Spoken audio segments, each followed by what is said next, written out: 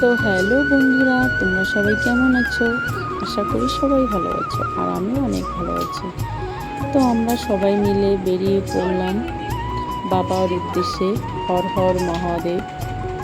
তো তো জামাইবাবুর হাসিটা একবার দেখো তোমরা সবাই, দারুণ হাসি দিচ্ছে। খুবই খুবই আনন্দ হচ্ছে, খুবই মজা করছি আমরা।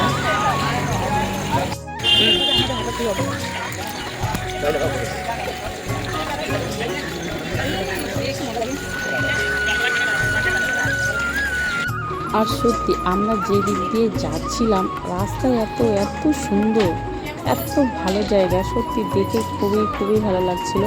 আর গাইস, এইদিকে কিন্তু বাড়ি ঘর অনেক অনেক কম, লোকজনের সংখ্যা অনেক কম আমার মনে হচ্ছে, কারণ আমরা যত দূরই যাচ্ছি না কেন কোথাও ঠিকমতো বাড়ি ঘর আমরা দেখতে পাইনি, শুধু গাছ আর গাছ, চারিদিকে শুধু গাছে ভরা। তারপর আমরা ভালো একটা জায়গা দেখে গাড়ি দাঁড় করিয়েছিলাম, কারণ রান্না তো করতে হবে, কিছু তো খেতে হবে, এত দূরে রাস্তা।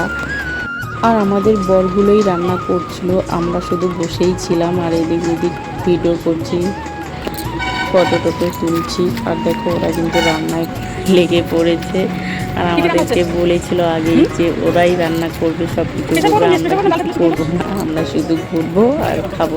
দেখো করলা ভাজা আর ডাল, এরকম করে কেউ ডাল রান্না করে? ভাত হয়েছে। এই যে আমাদের গাড়ি, জায়গাটা খুব সুন্দর না?